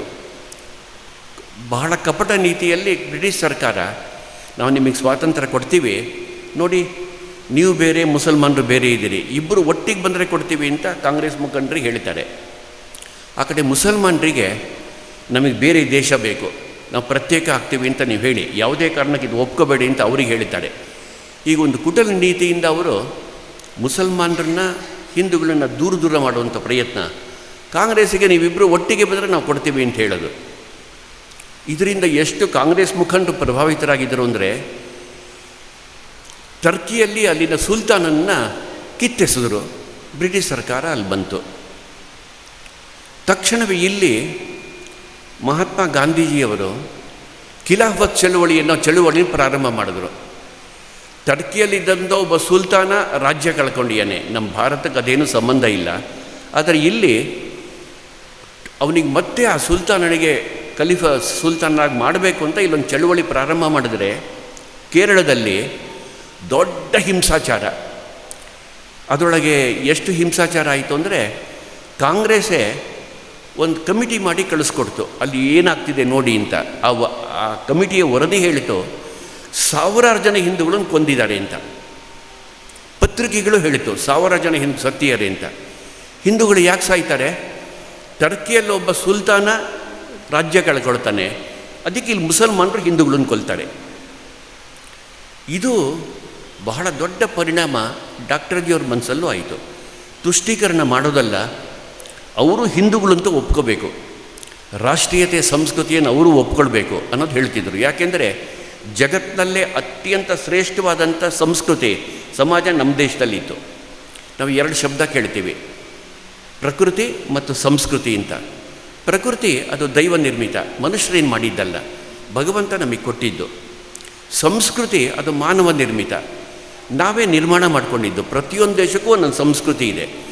ನಮ್ಮ ದೇಶದಲ್ಲಿದ್ದಂಥ ಸಂಸ್ಕೃತಿಯ ಒಂದು ವೈಶಿಷ್ಟ್ಯ ಏನು ಮತ್ತು ನಮ್ಮ ಪ್ರಕೃತಿಯ ವೈಶಿಷ್ಟ್ಯ ಏನು ಅಂದರೆ, ಒಂದು ಸಣ್ಣಕ್ಕೆ 2-3 ಅಂಶ ಹೇಳ್ತೀನಿ. ಭಾರತಕ್ಕಿಂತ 5 ಪಟ್ಟು ದೊಡ್ಡದು ಅಮೇರಿಕಾ ಭೂಪ್ರದೇಶದಲ್ಲಿ. ಭಾರತದ ಪ್ರದೇಶ ಎಷ್ಟಿದೆಯೋ ಅದರ 5 ಪಟ್ಟು ದೊಡ್ಡದು. ಆದರೆ ಅಲ್ಲಿ ಫಲವತ್ತಾದ ಭೂಮಿ ಕಡಿಮೆ. ಅಮೇರಿಕಾಕ್ಕಿಂತ ಹೆಚ್ಚು ಫಲವತ್ತಾದ ಭೂಮಿ ಭಾರತದಲ್ಲಿದೆ. ಬ್ರೆಜಿಲ್ ಮತ್ತು ರಷ್ಯಾ ನಮಗಿಂತ 3 ಪಟ್ಟು ದೊಡ್ಡದು, ಆದರೆ ಅದಕ್ಕಿಂತ ಹೆಚ್ಚು ಫಲವತ್ತಾದ ಭೂಮಿ ಭಾರತದಲ್ಲಿದೆ. ಚೀನಾ ನಮಗಿಂತ 2 ಪಟ್ಟು ದೊಡ್ಡದು ಭೂಪ್ರದೇಶದಲ್ಲಿ, ಆದರೆ ಚೀನಾಕ್ಕಿಂತ ಫಲವತ್ತಾದ ಭೂಮಿ ನಮ್ಮ ದೇಶದಲ್ಲಿದೆ. 200ಕ್ಕಿಂತ ಹೆಚ್ಚು ದೇಶಗಳಿದೆ, ಆದರೆ ಭಗವಂತ ಭಾರತಕ್ಕೆ ಮಾತ್ರ ಅತ್ಯಂತ ಹೆಚ್ಚು ಫಲವತ್ತಾದ ಭೂಮಿಯನ್ನು ಕೊಟ್ಟ. ಇಲ್ಲಿ 1000 ನದಿಗಳು, ಹಿಮಾಲಯದಿಂದ 800 ನದಿಗಳು ಭಾರತಕ್ಕೆ ಹರಿಯುತ್ತೆ. ಹಿಮನದಿ ಅಂತ ಕರೀತಾರೆ. ಹಿಮನದಿಗಳ ವೈಶಿಷ್ಟ್ಯ ಏನು ಅಂತಂದರೆ 12 ತಿಂಗಳು ತುಂಬಿ ಹರಿಯುತ್ತೆ, ಅದು ಬಾಡೋದಿಲ್ಲ. ಮಳೆಗಾಲದಲ್ಲಿ ಮಳೆ ನೀರು ಬೀಳುತ್ತೆ, ಆಮೇಲೆ ಬೇಸಿಗೆ ಬಂದಾಗ ಹಿಮ ಕರಗಿ ಅವಾಗಲೂ ನೀರು ತುಂಬಿ ಹರಿಯುತ್ತೆ. ಈ ಥರ 800 ನದಿಗಳು ಉತ್ತರ ಭಾರತದಲ್ಲಿ ಹಿಮಾಲಯದಿಂದ ಹರಿದು ಬರುತ್ತೆ. ಒಂದೆರಡಲ್ಲ, ಸಾವಿರಾರು ನದಿಗಳು. ಫಲವತ್ತಾದ ಭೂಮಿ, ವಾತಾವರಣ ಸಮಶೀತೋಷ್ಣ ವಲಯ ಅಂತ ಹೇಳ್ತಾರೆ. ಬೇಸಿಗೆ, ಮಳೆಗಾಲ ಮತ್ತು ಚಳಿಗಾಲ ಇಲ್ಲಿ ಸಮ ಪ್ರಮಾಣದಲ್ಲಿದೆ. ಜಗತ್ತಿನ ಬೇರೆ ಎಲ್ಲೂ ಈ ಥರ ಇಲ್ಲ ಸಮ ಪ್ರಮಾಣದ್ದು. ಹಾಗಾಗಿ ಭಗವಂತ ನಮಗೆ ಕೊಟ್ಟಂಥ ಅತ್ಯಂತ ಶ್ರೇಷ್ಠವಾದ ಪ್ರಕೃತಿ. ಇನ್ನು ನಮ್ಮ ಸಂಸ್ಕೃತಿ ಜಗತ್ತಿನ ಅತ್ಯಂತ ಪ್ರಾಚೀನವಾದ ಸಂಸ್ಕೃತಿ. ಈ ಥರ ಎಲ್ಲ ನಾಗರಿಕತೆಗಳು ಒಂದೊಂದು ಮುಸ್ಲಿಂ ದಾಳಿಗೋ ಕ್ರಿಶ್ಚಿಯನ್ರ ದಾಳಿಗೋ ನಾಶ ಆದರೆ, ಉದಾಹರಣೆಗೆ ಗ್ರೀಕಿನ ರಾಜ ಅಲೆಕ್ಸಾಂಡರ್ ನಮ್ಮ ದೇಶಕ್ಕೆ ಬಂದ, ಸೋತು ಹೋದ, ವಾಪಸ್ ಅವನು ಗ್ರೀಸಿಗೆ ಹೋಗಲೇ ಇಲ್ಲ, ದಾರಿಯಲ್ಲೇ ಸತ್ತೋದ ಅವನು. ಇವತ್ತು ಗ್ರೀಸ್ ದೇಶ ಅನ್ನೋದು ಅಸ್ತಿತ್ವದಲ್ಲೇ ಇಲ್ಲ, ರೋಮ್ ಅನ್ನೋದು ಅಸ್ತಿತ್ವದಲ್ಲಿ ಇಲ್ಲ. ನಾವು ಜೂಲಿಯಸ್ ಸೀಸರ್, ಅಲೆಕ್ಸಾಂಡರ್ ಅಂತ ಕೇಳ್ತೀವಲ್ಲ, ಈ ಥರ ಒಂದು 15-20 ದೇಶಗಳ ನಾಗರಿಕತೆಗಳು ಪೂರ್ತಿ ನಷ್ಟ ಆಗಿದೆ ಮುಸಲ್ಮಾನರದ್ದೋ ಕ್ರಿಶ್ಚಿಯನ್ರದ್ದೋ ಆಕ್ರಮಣದಿಂದ. ನಮ್ಮ ದೇಶದ ಮೇಲೆ 2400 ವರ್ಷಕ್ಕಿಂತ ಹೆಚ್ಚು ವಿದೇಶಿ ಆಕ್ರಮಣ ಆಯಿತು. 2400 ವರ್ಷಗಳಿಗಿಂತ ಹೆಚ್ಚು ಕಾಲ. ಆದರೆ ನಮ್ಮ ಸಂಸ್ಕೃತಿ ನಾಶ ಆಗಲಿಲ್ಲ.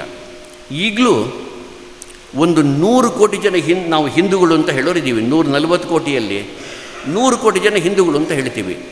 ಇಡೀ ಜಗತ್ತಿನಲ್ಲಿ 140 ಕ್ರಿಶ್ಚಿಯನ್ ದೇಶಗಳಿದೆ, ಒಂದೇ ಕಡೆ ಅವರಿಲ್ಲ.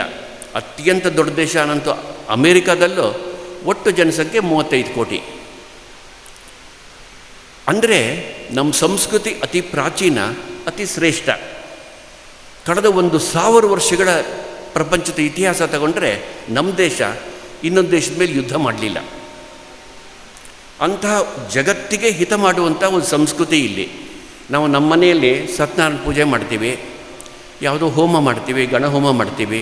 ಯಾವುದೇ ಮಂತ್ರಗಳ ಅರ್ಥ ನೀವು ನೋಡಿ, ನಮಗೆ ಒಳ್ಳೆಯದಾಗಬೇಕು ಅಂತ ಅದರೊಳಗಿರುತ್ತೆ. ಅದ್ರ ಜೊತೆಯಲ್ಲಿ ಜಗತ್ತಿನ ಹಿತಕ್ಕೋಸ್ಕರ ಮಂತ್ರಗಳು ಕೆಲವು ಶಬ್ದಗಳನ್ನು ಸೇರಿಸಿದೆ.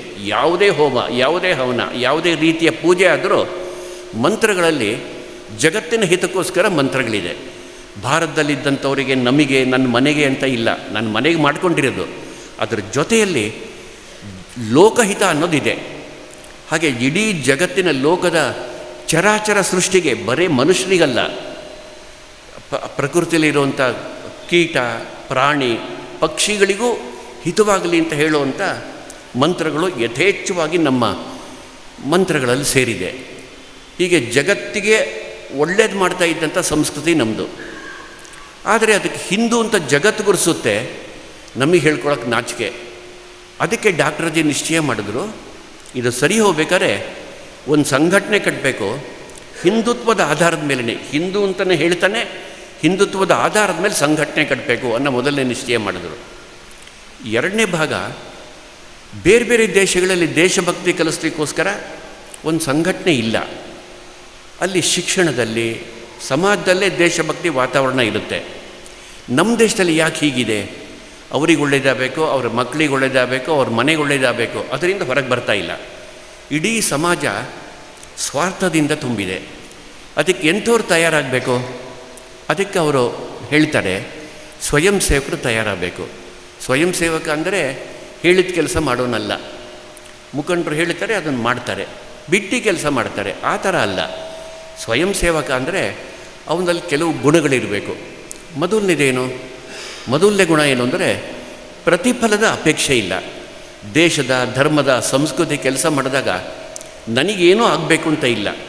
ದೇಶಕ್ಕೆ ಒಳ್ಳೆಯದಾಗಲಿ, ಧರ್ಮಕ್ಕೆ ಒಳ್ಳೆಯದಾಗಲಿ, ಸಂಸ್ಕೃತಿಗೆ ಒಳ್ಳೆಯದಾಗಲಿ ಅಂತಲೇ ಅಂದ್ಕೋಬೇಕು. ಈ ಥರ ನಿಸ್ವಾರ್ಥ ಭಾವನೆ ಸ್ವಯಂ ಸೇವಕರಲ್ಲಿ ಇರಬೇಕು. ಎರಡನೇದು ಸ್ವಯಂ ಪ್ರೇರಿತ ಮನಸ್ಸು.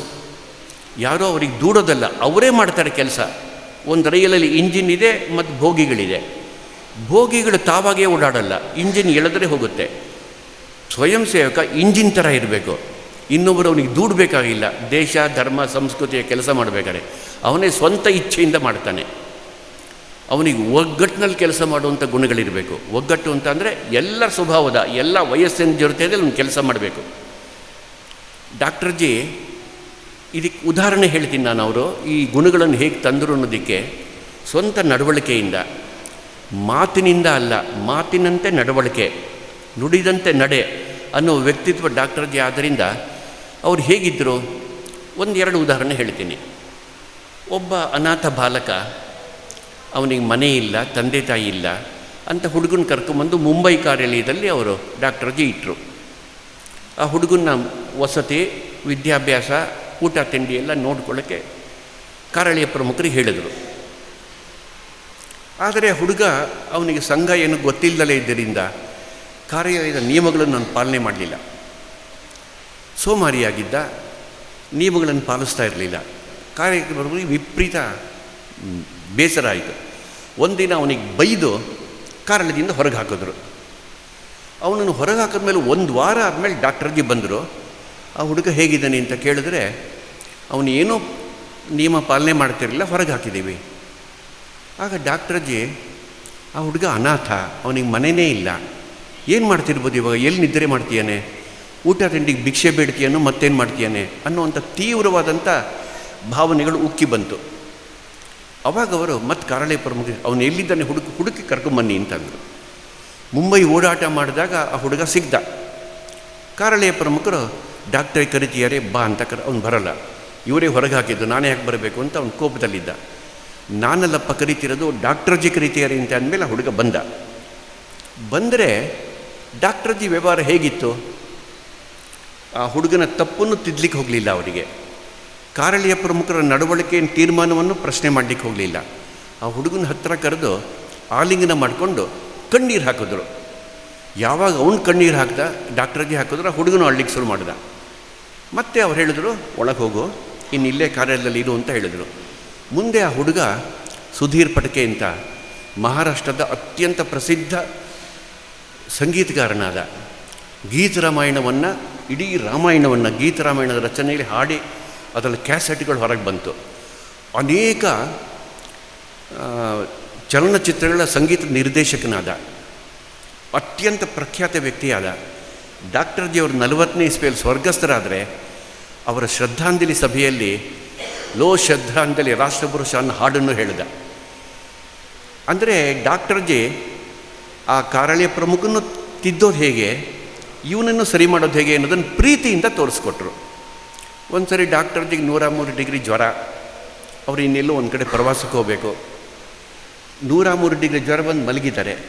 ಹತ್ತಿರ ಇದ್ದಂಥ ಕಾರ್ಯಕರ್ತನಿಗೆ ಹೇಳಿದ್ರು, ನಾನು ಆ ಊರಿಗೆ ಹೋಗಲೇಬೇಕಾಗಿದೆ, ನಾಳೆ ಬೆಳಿಗ್ಗೆ 8 ಗಂಟೆಗೆ ಒಂದು ಟ್ಯಾಕ್ಸಿನ ತಗೊಂಬ, ನಾನು ಬಸ್ಸಲ್ಲಿ ಹೋಗ್ಲಾರೆ ಟ್ಯಾಕ್ಸಿಯಲ್ಲಿ ಹೋಗ್ತೀನಿ ಅಂತ ಅಂದರು. ಹೊರಗಡೆ ಜೋರು ಮಳೆ ಬರ್ತಾ ಇದೆ. ಇವನು ಹೊರಗೆ ಹೋದ. ಡಾಕ್ಟರ್ ಜಿ ಮಲಗಿದ್ದಾರೆ. ಈ ಮಳೆಯಲ್ಲಿ ಹೊರಗೆ ಹೋಗೋದು ಹೇಗೆ, ಅವನು ಸುಮ್ಮನೆ ಒಂದು ಕಡೆ 1 ಗಂಟೆ ಸುಮ್ಮನೆ ಕೂತ್ಕೊಂಡ. ಮತ್ತೆ ಬಂದು ಹೇಳಿದ ಡಾಕ್ಟರ್ ಜಿಗೆ, ಡಾಕ್ಟರ್ ಜಿ ಇಡೀ ನಾಗ್ಪುರ ಓಡಾಡಿದೆ, ಒಂದು ಟ್ಯಾಕ್ಸಿ ಇಲ್ಲ, ಒಬ್ಬರು ಡ್ರೈವರ್ ಸಿಕ್ಕಲಿಲ್ಲ ಅಂದ. ಆಯ್ತಪ್ಪ ಮಲಗು ಅಂತ ಹೇಳಿದ್ರು. ಅವನು ಮಲಗ್ದ. ಅವನಿಗೆ ನಿದ್ರೆ ಬದಿಯೇನಿಲ್ಲ ಗೊತ್ತಾದ್ಮೇಲೆ ಡಾಕ್ಟರ್ ಜಿ ಆ ಜ್ವರದಲ್ಲಿ ಎದ್ದು ಹೊರಗೆ ಹೋದರು. ಒಂದು ಟ್ಯಾಕ್ಸಿಯ ಡ್ರೈವರನ್ನು ಮಾತಾಡಿಸಿದ್ರು. ಟ್ಯಾಕ್ಸಿಗೆ ಬೆಳಿಗ್ಗೆ 8 ಗಂಟೆಗೆ ಬರ್ಲಿಕ್ಕೆ ಹೇಳಿದ್ರು, ವಾಪಸ್ ಬಂದರು. ಅಷ್ಟೊತ್ತಿಗೆ ಇವನಿಗೆ ಎಚ್ಚರ ಆದರೆ ಡಾಕ್ಟರ್ ಜಿ ಮಲಗಿಲ್ಲ, ಬೆವಲಿಕ್ಕೆ ಶುರು ಮಾಡಿದ ಅವನು. ಡಾಕ್ಟರ್ ಜಿ ಒಳಗೆ ಬಂದು ಹೇಳಿದ್ರು, ಯೋಚನೆ ಮಾಡಬೇಡ, ಬೆಳಿಗ್ಗೆ ಟ್ಯಾಕ್ಸಿ ಬರುತ್ತೆ ಅಂತ ಹೇಳಿ ಮಲಗಿದ್ರು. ಅವನಿಗೆ ತಿದ್ದಲಿಕ್ಕೆ ಹೋಗಲಿಲ್ಲ, ಅವನು ಜೀವನ ಪೂರ್ತಿ ಮತ್ತೆ ಆ ಥರ ತಪ್ಪು ಮಾಡಲಿಕ್ಕೆ ಹೋಗಲಿಲ್ಲ ಅಂತ ಹೇಳ್ತಾರೆ. ಹೀಗೆ ಡಾಕ್ಟರ್ ಜಿ ಸಂಘಟನೆ ಕಟ್ಟಬೇಕಾದ್ರೆ ವ್ಯಕ್ತಿಯಲ್ಲಿದ್ದಂಥ ಕೊರತೆಗಳನ್ನು, ದೋಷಗಳನ್ನು ಪ್ರೀತಿಯಿಂದ, ಆತ್ಮೀಯತೆಯಿಂದ ಸಿಗಬೇಕು. ಎಲ್ಲರೂ ಹೇಗಿದ್ದರೋ ಹಾಗೆ ತಗೊಳ್ಬೇಕು, ಆದರೆ ಅವರು ಎಲ್ಲರೂ ಬೆಳಿಬೇಕು. ಈ ಸೂತ್ರ ಇಟ್ಕೊಂಡವರು ರಾಷ್ಟ್ರೀಯ ಸ್ವಯಂ ಸೇವಕ ಸಂಘವನ್ನು ಪ್ರಾರಂಭ ಮಾಡಿದ್ರು. 1925 ಇಸ್ವಿಯಲ್ಲಿ ಸೆಪ್ಟೆಂಬರ್ 17ನೇ ತಾರೀಕು ವಿಜಯದಶಮಿ. ಅವರ ಮನೆಯಲ್ಲೇ 17 ಜನ ಯುವಕರು, ಬಾಲಕರು ಸೇರಿದ್ರು. ಯಾವ ಮುಖಂಡರನ್ನು ಕರೀಲಿಲ್ಲ. ಅಲ್ಲಿ ಸಂಘ ಪ್ರಾರಂಭ ಆಗಿದೆ. ಇವತ್ತಿಂದ ಹಿಂದೂ ಸಂಘಟನೆ ಕೆಲಸ ಮಾಡೋಣ, ನಮ್ಮ ಗುರಿ ಸಂಪೂರ್ಣ ಸ್ವಾತಂತ್ರ್ಯ ಪ್ರಾಪ್ತಿ ಅನ್ನೋದನ್ನು ಹೇಳಿದರು. ಸಂಘಕ್ಕೆ ಹೆಸರಿಡಲಿಲ್ಲ, ಶಾಖೆ ಶುರು ಆಗಲಿಲ್ಲ. ಅಲ್ಲಿ ಬಂದಂಥ ಹುಡುಗರಿಗೆ ಹೇಳಿದರು, ನೀವು ಪ್ರತಿನಿತ್ಯ ವ್ಯಾಯಾಮ ಮಾಡಬೇಕು, ಗರಡಿ ಮನೆಗೆ ಹೋಗಿ ಅಲ್ಲಿ ನೀವು ವ್ಯಾಯಾಮ ಮಾಡಿ ಶಕ್ತಿವಂತರಾಗಿ ಅಂತ. ಡಾಕ್ಟರ್ ಅಜ್ಜಿನ ಒಪ್ಕೊಂಡು ಅಂತ ಎಲ್ಲ ಯುವಕರು ಗರಡಿ ಮನೆಗೆ ಹೋಗೋದು, ವ್ಯಾಯಾಮ ಮಾಡೋದು. ಕ್ರಮೇಣ ಅಲ್ಲಿ 100ಕ್ಕಿಂತ ಹೆಚ್ಚು ಜನ ಯುವಕರು ಗರಡಿ ಮನೆಗೆ ಸೇರಿದ್ರು. ಅಲ್ಲಿ ಸಂಖ್ಯೆ ಸಾಲೋದಿಲ್ಲ. ಇನ್ನೊಂದು ಗರಡಿ ಮನೆ ತೋರಿಸಿದ್ರು ಡಾಕ್ಟರ್ ಅಜ್ಜಿ, ಅಲ್ಲೂ ವ್ಯಾಯಾಮ ಮಾಡಿ ಅಂತ. ಅಲ್ಲೂ ತುಂಬಿ ಹೋಯಿತು. ಹಾಗಾಗಿ 10 ತಿಂಗಳಾದಮೇಲೆ ಸಂಘದ ಶಾಖೆ ಮೊಹಿತಾವಾಡ ಅನ್ನೋಂಥ ಒಂದು ಸಂಘ ಸ್ಥಾನದಲ್ಲಿ ಪ್ರಾರಂಭ ಆಯಿತು. ಸಂಘ ಪ್ರಾರಂಭ ಆದಾಗ 17 ಜನ. ಆದರೆ ಡಾಕ್ಟರ್ ಜಿ ಅವರ ಸಂಪರ್ಕದಲ್ಲಿ ಯುವಕರು ಬರ್ತಾ ಬರ್ತಾ 100 ಜನ ಸೇರಿ ಕೊನೆಗೆ ಮೊಹಿತಾವಾಡದಲ್ಲಿ ಮೊದಲನೇ ಶಾಖೆ ಪ್ರಾರಂಭ ಆಯಿತು. ಡಾಕ್ಟರ್ ಜಿ ಸಂಘಕ್ಕೆ ಸದಸ್ಯತ್ವ ಇರಲಿಲ್ಲ. ಇವಾಗ 100 ವರ್ಷ ಆಗ್ತಿದೆಯಲ್ಲ, ಸಂಘದಲ್ಲಿ ಮೆಂಬರ್ಶಿಪ್ ಇಲ್ಲ, ಸದಸ್ಯತ್ವ ಅನ್ನೋದು ಇಲ್ಲ. ಎರಡನೇದು ಶುಲ್ಕನೂ ಇಲ್ಲ, ಫೀಸ್ ಇಲ್ಲ. ಮೂರನೇದು ಯಾವುದೇ ಕ್ರಮ ಇಲ್ಲ, ಏನೋ ಫಾರಮ್ ಭರ್ತಿ ಮಾಡಬೇಕು, ಈ ಥರದ್ದೇನು. ಶಾಖೆಗೆ ಬಂದರೆ ಆಯಿತು, ಅವರು ಸ್ವಯಂ ಸೇವಕರು. ಅವನಿಗೆ ಬರಲಿಕ್ಕೆ ಇಷ್ಟ ಇಲ್ಲ, ನಿಲ್ಲಿಸ್ತಾನೆ ಅವನು. ಇವತ್ತಿಗೂ ಸಹ ಸಂಘದಲ್ಲಿ ಎಲ್ಲ ಥರದವರು ಇದ್ದಾರೆ. ನಿತ್ಯ ಶಾಖೆಗೆ ಬರೋರು ಒಂದು 10-15 ಲಕ್ಷ ಜನ ಇದ್ದಾರೆ. ಮೊನ್ನೆ ಬೌದ್ಧಿಕ ವರ್ಗದಲ್ಲಿ ಸರಸಂಘಚಾಲಕರು ಸುಮಾರು 70-75 ಲಕ್ಷ ಸ್ವಯಂ ಸೇವಕರು ಇರ್ಬೋದು ಅಂತ ಹೇಳಿದ್ರು. ಅದರೊಳಗೆ ನಿತ್ಯ ಶಾಖೆಗೆ ಬರ್ತಿರೋ ಒಂದು 15 ಲಕ್ಷ. ವಾರಕ್ಕೊಮ್ಮೆ ಸಾಂಘಿಕ ಆಗುತ್ತೆ, ಕೆಲವು ಶಾಖೆಗಳಲ್ಲಿ ಉಪಸ್ಥಿತಿ ದಿನ ಆಗುತ್ತೆ. ಈ ಥರ 2 ಪಟ್ಟು ಆಗ್ಬೋದು. ಆವಾಗ ಗುರುದಕ್ಷಿಣೆಗೆ ಮಾತ್ರ ಬರ್ತೀವಿ ಅನ್ನೋರು ಇದ್ದಾರೆ, ರಕ್ಷಾಬಂಧನಿಗೆ ಮಾತ್ರ ಬರ್ತೀವಿ ಅನ್ನೋರು ಇದ್ದಾರೆ. ಅಷ್ಟೇ ಅಲ್ಲ, ನಮ್ಮ ಹಿಂದಿನ ಸರಸಂಘಚಾಲಕ ಸುದರ್ಶನ್ ಜಿಯವರು ಹಾಸ್ಯದಲ್ಲಿ ಒಂದು ಮಾತು ಹೇಳೋರು, ಈಗ ಇತ್ತೀಚೆಗೆ ಬೃಷಂ ಸ್ವಯಂ ಸೇವಕರು ಹೆಚ್ಚಾಗ್ತಾ ಇದ್ದಾರೆ ಅಂತ. ಅದಕ್ಕೆ ನಮಗೇನು ಅರ್ಥ ಆಗ್ತಿರಲಿಲ್ಲ. ಬೃಷಂ ಅಂದರೆ ಏನು ಅಂತ ಕೇಳಿದ್ರೆ ಅವ್ರು ಹೇಳೋರು, ಶಾಖೆ ಶುರು ಆಗಿದೆ, ಧ್ವಜ ಹಾಕಿದೆ, 1 ಗಂಟೆ ಪೂರ್ತಿ ಶಾಖೆ ಆಯಿತು, ಅವನು ಬರೋದಿಲ್ಲ. ಆಮೇಲೆ ಎಲ್ಲ ಪ್ರಾರ್ಥನೆಗೆ ಸಂಪತ್ತಾಗ್ತಾರೆ, ಅವನು ಬರೋದಿಲ್ಲ. ಪ್ರಾರ್ಥನೆ ಶುರು ಆಗುತ್ತೆ, ಅವನು ಬರೋದಿಲ್ಲ.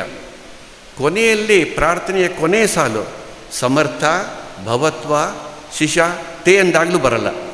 ಬೃಷಂ ಅಂತ ಅಂದಾಗ ಅವನು ಬರ್ತಾನೆ. ಭಾರತ ಮಾತೆಗೆ ಜೈ ಹೇಳಿದಾಗ ಪ್ರಣಾಮ ಮಾಡ್ತಾನೆ, ಅವನು ಸ್ವಯಂ ಸೇವಕನೇ ಅಂತ ಹೇಳಿದರು. ಹೀಗೆ ಸ್ವಯಂ ಸೇವಕರಲ್ಲಿ ಅನೇಕ ಥರ ಇದ್ದಾರೆ. ಆದರೆ ಯಾರು ಶಾಖೆಗೆ ಬರ್ತಾರೆ, ಯಾರು ಕಾರ್ಯಕ್ರಮದಲ್ಲಿ ಪಾಲ್ಗೊಳ್ತಾರೆ, ಅವರು ಧ್ಯೇಯವಾದಿ ಆಗ್ತಾರೆ, ಅವರು ಆದರ್ಶವಾದಿ ಆಗ್ತಾರೆ, ಅವರು ಸಮಾಜಮುಖಿ ಆಗ್ತಾರೆ, ಅವರಲ್ಲಿ ಶಿಸ್ತಿದೆ, ಅವರಲ್ಲಿ ಎಲ್ಲರ ಜೊತೆಲಿ ಕೆಲಸ ಮಾಡುವಂಥ ಸ್ವಭಾವ ಇದೆ ಅನ್ನುವಂಥ 100 ಸದ್ಗುಣಗಳು ಅದು ಸಂಘದ ಶಾಖೆಗೆ ಬಂದವರಿಂದ ಆಗಿದೆ. ಸಾಮಾನ್ಯ ವ್ಯಕ್ತಿಗಳು ಅಸಾಮಾನ್ಯರಾಗ್ತಾರೆ. ಯಾರ್ಯಾರು ಹೇಗೆ ಇದ್ದರೂ ಅದೆಲ್ಲ ಬದಲಾಗ್ತಾರೆ. ಸುತ್ತ ಇದ್ದ ಸಮಾಜ ನೋಡಿದಾಗ ಆಶ್ಚರ್ಯ ಪಡ್ತಾರೆ, ಇವ್ರ ನಡವಳಿಕೆ ಎಷ್ಟೊಂದು ಸುಧಾರಿಸಿದೆ ಅಂತ. ಇಡೀ ಸಮಾಜಕ್ಕೆ ಆಸ್ತಿ ಆಗ್ತಾರೆ. ಮೊನ್ನೆ ನಮ್ಮ ಪ್ರಧಾನಿಯವರು ಒಂದು ಕಡೆ ಮಾತಾಡ್ತಾ ಹೇಳ್ತಾರೆ, ನಾನು 26 ವರ್ಷ ಭಿಕ್ಷಾನ್ನ ಮಾಡಿ ಸಮಾಜದ ಕೆಲಸ ಮಾಡಿದೆ ಅಂತಾರೆ. ಅಂದರೆ ಅವರು 26 ವರ್ಷ ಪ್ರಚಾರಕ್ಕಾಗಿದ್ದರು. ಅದನ್ನು ಹೇಳ್ತಾರೆ ಅವರು. ಸಂಘದಿಂದನೇ ಪ್ರೇರಣೆ ಪಡೆದಿದ್ದು, ದೇಶಭಕ್ತಿ ಸಿಕ್ಕಿದ್ದೆ ನಂಗೆ ಸಂಘದಿಂದ ಅಂತ. ಇವತ್ತು ಜಗತ್ತು ಭಾರತ ಒಪ್ಕೊಳ್ತಾ ಇದೆ. ಭಾರತ ಹಿಂದುತ್ವ ಒಪ್ಕೊಳ್ತಾ ಇದೆ. ಹಿಂದುತ್ವಕ್ಕೆ ಪೋಷಣೆ, ಶಕ್ತಿ, ಎಲ್ಲ ಥರದ ಶ್ರೇಯಸ್ಸನ್ನು ಮಾಡ್ತಿರೋವಂಥ ಒಂದು ದೊಡ್ಡ ಸ್ವಯಂ ಸೇವಕರ ಸಮೂಹ ನಿತ್ಯ ಶಾಖೆಯಿಂದ ಆಗಿದೆ. ಹಾಗೆ ಡಾಕ್ಟರ್ ಜಿಯವರ ತಂತ್ರ, ಡಾಕ್ಟರ್ ಜಿಯವರ ಮಂತ್ರ. ಮಂತ್ರ ಅಂತ ಅಂದರೆ ಅದು ಹಿಂದುತ್ವ, ಹಿಂದೂ ಸಂಘಟನೆ, ಜಗತ್ತಿಗೆ ಸರ್ವಾಂಗೀಣ ಉನ್ನತಿಯನ್ನು ಮಾಡುವಂಥ, ಭಾರತ ಶಕ್ತಿಶಾಲಿಯಾಗುವಂಥ ಒಂದು ವಿಚಾರ. ತಂತ್ರ ಅಂದರೆ 24 ಗಂಟೆ ಭಗವಂತ ಕೊಟ್ಟಿಯಾನೆ, 1 ಗಂಟೆ ಬನ್ನಿ, 1 ಗಂಟೆಗೆ ಬರ್ತಾರೆ. ಆಮೇಲೆ ನನಗೂ ಸಂಘದ ಕೆಲಸ ಮಾಡಬೇಕು ಅನಿಸುತ್ತೆ, ಅವರು ಕಾರ್ಯಕರ್ತ ಆಗ್ತಾರೆ. ನಾನು ಸಂಘಕ್ಕೆ ಜೀವನ ಕೊಡಬೇಕು, ಡಾಕ್ಟರ್ ಜಿ ಹೇಗೆ ಕೊಟ್ಟರು ಹಾಗೆ ಕೊಡಬೇಕು ಅಂತ ಅನಿಸುತ್ತೆ. ಆವಾಗ ಅವರು ಮನೆಯಿಂದ ಹೊರಗೆ ಬಂದು ಮದುವೆ ಆಗದೆ, ಸಂಪಾದನೆ ಮಾಡದೆ, ಸಂಘ ಕೆಲಸಕ್ಕೋಸ್ಕರ ಜೀವನ ಸಮರ್ಪಣೆ ಮಾಡಿಕೊಳ್ತಾರೆ. ಆ ಥರ 4000 ಜನ ಪ್ರಚಾರಕ ಸಂಘದಲ್ಲಿದ್ದಾರೆ. ಈಗ ಶತಾಬ್ದಿ ವರ್ಷ ಬರ್ತಾ ಇರೋದ್ರಿಂದ ಮತ್ತೊಂದು 2500 ಜನ ವಿಸ್ತಾರಕರು ಬಂದಿದ್ದಾರೆ. 53 ದೇಶಗಳಲ್ಲಿ 1600 ಶಾಖೆ ಇದೆ ಅಂತ ಮೊನ್ನೆ ವರದಿಯಾಯಿತು. ಹೀಗೆ ಶಾಖೆಯ 1 ಗಂಟೆಯ ತಂತ್ರ ಇವತ್ತು ಜಗತ್ತನ್ನು ಬದಲಾಯಿಸ್ತಾ ಇದೆ. ಬರೀ ಭಾರತ ಶಕ್ತಿಶಾಲಿ ಮಾಡ್ತಿಲ್ಲ. ಇನ್ನೊಂದು 10-15 ವರ್ಷಗಳಲ್ಲಿ ಇಡೀ ಜಗತ್ತು ಭಾರತದ ಕಡೆ ಅವಲಂಬಿತವಾಗುತ್ತೆ ಅಂತ ಮೊನ್ನೆ ಸರಸಂಘಚಾಲಕರು ಮತ್ತೆ ಅವರು ಬೌದ್ಧಿಕ ವರ್ಗದಲ್ಲಿ ಹೇಳಿದರು.